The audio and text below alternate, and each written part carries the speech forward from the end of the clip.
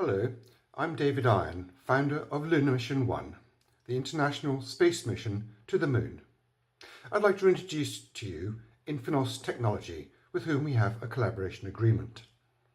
Lunar Mission 1, or LM1, is a global project, part of the international space exploration program involving governments and industry, and with a large educational program. It is unique in the way it is self-funding. The mission is robotic, to land at the lunar South Pole, check the conditions for a potential manned base there, drill deep for science, place down the borehole a time capsule as a record of life on Earth, and that could survive for 1 billion years.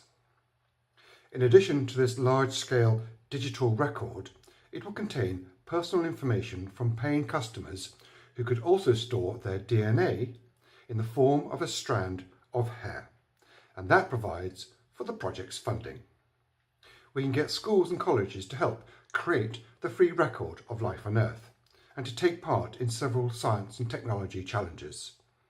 The mission itself will be managed by companies in the space industry under the authority of at least one government.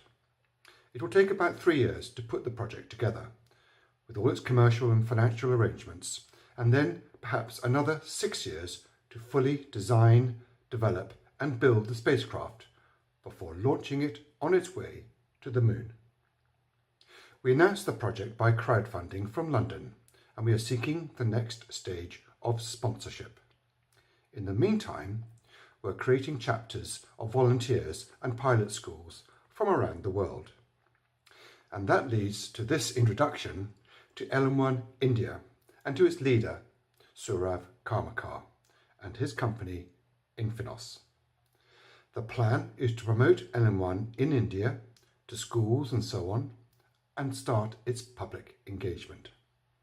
We can do that with workshops, with presentations, articles published online and in other media. And we can invite research by individuals and groups, from school children to university postgraduate levels. Subjects related to LM1 can cover a very wide range.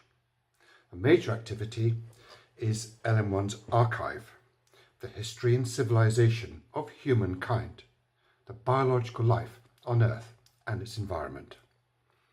Also, how should the archive be built? With what material?